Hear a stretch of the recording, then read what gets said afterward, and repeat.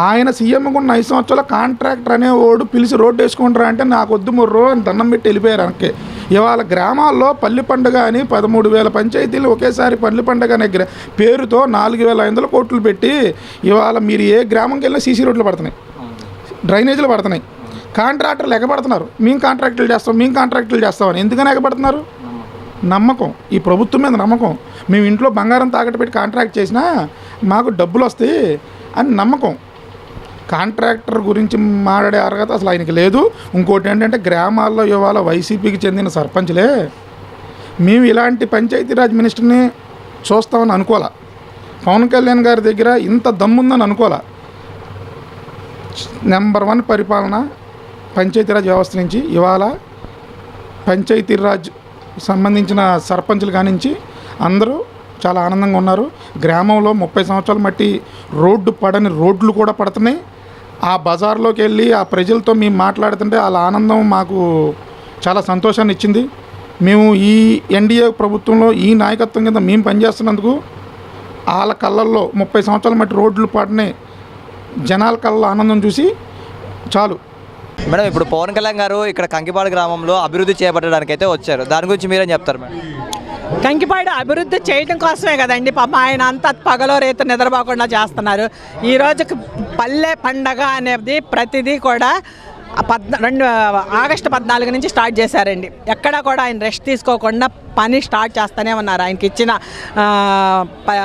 ఇచ్చిన పంచాయతీ పనులు కానీ ఏవైనా సరే ఆయన చాలా హార్డ్ వర్క్ చేస్తున్నారు. ఆయన గురించి అసలు చెప్పడానికి ఏమి లేదండి. ఆయన చేయకపోతే మనం విమర్శించాలండి. ఆయన అంత హార్డ్ వర్క్ చేస్తున్నప్పుడు ఆయన గురించి మనం ఏమి విమర్శించుతామండి? ఎప్పుడైనా సరే జగన్మోహన్ రెడ్డి నువ్వు గనక మంచి పనులు చేసి మంచిగా అభివృద్ధి చేస్తే ఈరోజు నువ్వు 30 ఏళ్ళు ఉండేవాడివేమో. నువ్వు చేతగాంతనంగా చేసుకొని పరదాలు కట్టుకొని తిరిగి అందరినీ డబ్బులు ఇచ్చి మినిస్టర్లు చేసి వాళ్ళు సంకనాగిపోయి ఏటో పోయారు. గతంలో మేము చాలా మంచి చేసాం పేద ప్రజలకి అనేసి అంటున్నారు కదా మేడం జగన్మోహన్ రెడ్డి గారు. ఏమండి మంచి పనులు చేశాడా? మంచి పనులు చేస్తే ఎందుకు ఓడిపోతాడండి? ఇవాళ మంచి మెజార్టీతో గెలిచేవాడు కదా. 11 ఏంటి ప్రతిపక్షంలో లేకోకుండా ఓడిపోతాడా మంచి పనులు చేస్తే? అంటే ఈవీఎం ట్యాపరింగ్ల వల్లనే నేను ఓడిపోయాను అని చెప్పి చెప్తున్నారు కదా. ఆయన గెలిచినప్పుడు ఈవీఎం ట్యాపరింగ్లు కదా అంటే ఇవాళ గెలిచారని ఈవీఎం ట్యాపరింగ్ అంటున్నాడా? చేతగానోడు మాట్లాడతాడు. నోరు మూసుకొని కూర్చోమానండి. జగన్మోహన్ రెడ్డికి ఆయన ముఖ్యమంత్రిగా ఉన్నప్పుడు విమర్శించుకోవటం జనాలందరూ చేస్తే పేట ఆర్టిస్టులు వీళ్ళని జనాలు తీసుకొచ్చారు, వాళ్ళని తీసుకొచ్చారు అన్నాడు. ఈరోజు ఆయన జనాలు ఎక్కడికి వెళ్ళారు? మరి ఆయన్నే జనాలందరినీ తీసుకొచ్చి ఈ పేట ఆర్టిస్టులో లేకపోతే పనులు చేయట్లేదో నిర్భయంగా వచ్చి అందరినీ నిరూపించమనండి. ఉన్న 10 మందే తప్పుకుంటారు. ఇప్పుడు వెళ్ళిపోయారుగా ఉదయభాను కానీ బాలినేని కానీ వీళ్ళందరూ వచ్చారు. జీరో చివరికి ఉన్నది ఆయన ఒక్కడే ఉంటాడు ఒంటరిగా అనుకుంటున్నాడు. ఇంకా ఏమీ లేదు, ఆయన సీన్ అయిపోయింది. సిటారు మొత్తం ఎప్పుడో ఇంకా 5 ఏళ్ల తర్వాత జనాలందరిని ఆకర్షించుకుందాం అనుకున్నాడు. ఏమి ఆయన ఆకర్షణ ఇంకా పడరండి. ఎందుకంటే ప్రభుత్వం డెవలప్ చూస్తారు. ప్రభుత్వం ఎప్పుడైనా రాబడి చూస్తుంది, పెట్టుబడులు చూస్తుంది, రాష్ట్ర అభివృద్ధి చూస్తుంది. అంతేగాని ఆయన ఎవరికమాలు 4 తోకలు వేసుకొని మందు పోంచుకొని తందనాలాడి ఏదో 4 మాటలు మీడియా ముందు మాట్లాడితే పని అవ్వదు. అందరూ కూడా అసలు చెప్పుకోవడానికి తప్పు అనేది ఎక్కడా కనపడతలేదండి. జగన్మోహన్ రెడ్డి ఉన్నప్పుడు 100 చెప్పొచ్చు తప్పులు, 1000 చెప్పొచ్చు. ఏమేం చేశారు? చిన్న పిల్లని అడిగినా ఇవాళ మీడియా ముందుకు వచ్చి మాట్లాడతాడు జగన్మోహన్ రెడ్డి. వీళ్ళ గురించి ఏం మాట్లాడతారండి? పనులు చేసే వాళ్ళ గురించి ఏం మాట్లాడతారు? పని లేని సోమరిపోతు గురించి మాట్లాడతారు ఎవడైనా. మేడం, ఇప్పుడు ఏదైతే ఉందో విజయవాడలో ఎలాంటి అభివృద్ధి జరిగింది అంటే కేవలం గతంలో 100 రోజుల్లో ఎలా ఉంది, ఇప్పుడు ఈ 100 రోజుల్లో ఎలా ఉందంటే మీరే చెప్తారు? మన కళ్ళెదురుగా కనిపిస్తుంది కదండి డెవలప్మెంట్ అంతా. ఇంకా ఇంకా చేస్తూనే ఉంటారు, తప్పకుండా సక్సెస్ మీట్ అవుతారు. అయితే ఈరోజు అసలైన పండుగ అంటే ఏంటో ఈరోజు చూస్తున్నాము. మా చిన్నప్పుడు చూసేవాళ్ళం అందరూ ప్రశాంతంగా ఎంతో హ్యాపీగా జనాల్లో ఒక ఆనందం వెలుగు, అలాంటి వెలుగు అప్పుడు గాంధీ తాత గారి ఆశయాలతో వెలుగు ఉండేది. ఈ కాలంలో ఈ మధ్యకాలంలో ఎప్పుడూ చూడలేదు. అంత వెలుగుతో ఉన్న తీరు కనిపిస్తుంది ఈరోజు. ఈ పల్లెల్లో మంచి గ్రామ పంచాయతీల్లో కానీ రోడ్లు అన్నీ డెవలప్ చేయడానికి ముందుకొచ్చారు. ఆయన ఆశయాలు అనుగుణంగా అన్నీ జరిగే విధంగా ఇప్పుడు జరుగుతున్నందుకు సంతోషంగా ఉంది. ఇప్పుడు కంకిపాడు గ్రామంలో ఏదైతే ఒక అభివృద్ధి చేయడానికి ఒక అడుగు ముందుకేస్తారు. ఇక్కడ ఏమేమి అభివృద్ధి పనులకి పునరావృతం చేస్తున్నారంటే మీరేం చెప్తారు? రోడ్లు వేస్తున్నారండి. నీరు అసలు బాగాలేదు. అసలు కృష్ణా జిల్లా, అసలు కృష్ణా రివర్ చక్కగా ఉంది, మంచి కృష్ణమ్మ నీరు ఉన్నా సరే అదంతా సముద్రంలో కలిసిపోతుంది. ఆ నీరు అంతా మంచిగా క్లీన్గా చేసి నీటి ప్రాజెక్టులు అవన్నీ చేయడానికి ఇవన్నీ కూడా కేంద్రం నుండి నిధులను తీసుకొచ్చి అవన్నీ యూటిలైజ్ అయ్యేలాగా చేయగలుగుతున్నారు మన సమర్థవంతమైన మన పవన్ కళ్యాణ్ గారు. చాలా సంతోషమైన పరిణామం అండి. డెవలప్మెంట్ ఇప్పుడు ఒక నెల రోజుల్లోనే మీరందరూ చూస్తూనే ఉన్నారు. ఇంకా చేస్తారు డెఫినెట్లీ.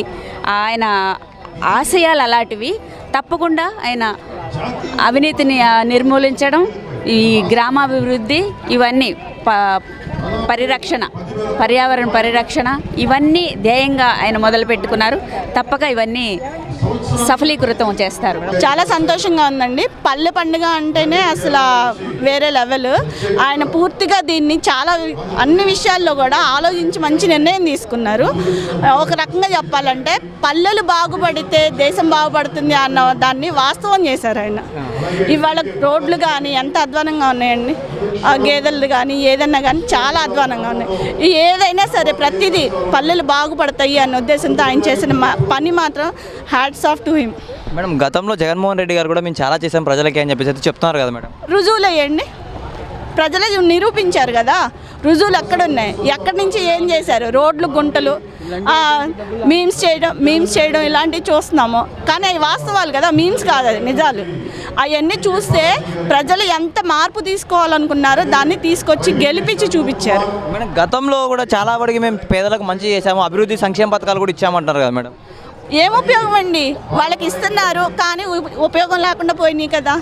అదే ఇప్పుడు పిల్లలు చదువుకునే విషయం కానివ్వండి, వీళ్ళకి రైతులకి ఫండ్స్ ఇవ్వడం కానీ పల్లెలో చాలా ఉపయోగపడే విషయాలు మన వాళ్ళు చేశారు. మన వాళ్ళు అంటే కూటమి వాళ్ళు చేశారు. కూటమి ప్రభుత్వం అన్నది నిజంగా చాలా చాలా చాలా చాలా ఉపయోగంగా ఉంది జనానికి. అలాగే పవన్ కళ్యాణ్ గారు డబ్బులు తీసుకొని మాత్రం చేసేవి కాదు, ఇవి మనసులో ఉంచి వచ్చే మాటలు ఇవన్నీ. మేడం, అంటే పవన్ కళ్యాణ్ గారిని గతంలో చాలా విమర్శలు చేశారు కదా మేడం, దాని గురించి మీరేమంటారు? విమర్శలు పక్కన పెట్టాలండి, నిజాలు గ్రహించాలి, అదొక్కటే చెప్పగలం. ఎందుకంటే విమర్శలు ఎవరైనా చేస్తారు. జగన్మోహన్ రెడ్డి ఎన్ని చేస్తున్నారండి అలా అనుకుంటే?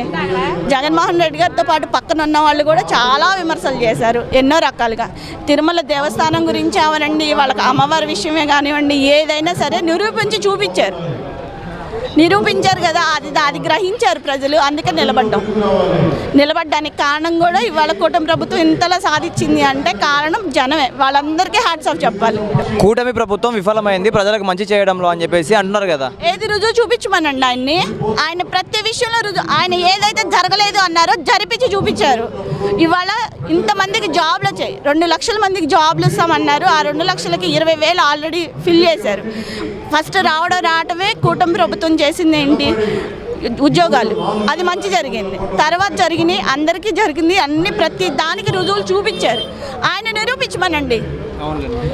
ఇప్పుడు తిరుపతి లడ్డు గురించి ఎన్నో వాదనలు చేశారు కదా, మరి 18 నెలలు వాళ్ళు ఎంక్వైరీలు చేసిన బిల్లులు ఎక్కడ, ఫైల్స్ ఎక్కడ పడితే అక్కడ చిన్న చిన్న ఊరుల్లో పంచాయతీల్లో సర్పంచుల్ని బెదిరించేసి కాల్ చేయడం కాదు, అది నిరూపించి చూపించమనండి.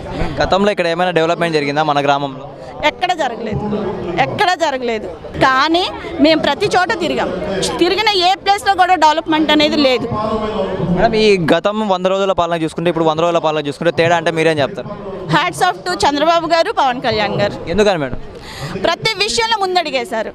వాళ్ళు చెప్పిన అంటే యువగళంలో కానీ, ప్రజావేదిక కానీ, ఏ విషయంలో అయినా సరే, ప్రజా దర్బార్ కానీ ఏ విషయంలో అయినా ముందడిగేసి ముందుకు చూసుకొని ముందుకు వచ్చారు తప్ప ఆఖరికి చివరికి వరద బాధితుల గురించి ఆయన అంతలా శ్రమిస్తే కళ్ళతో చూసి కూడా ఆయన హేళనగా మాట్లాడాడు జగన్మోహన్ రెడ్డి.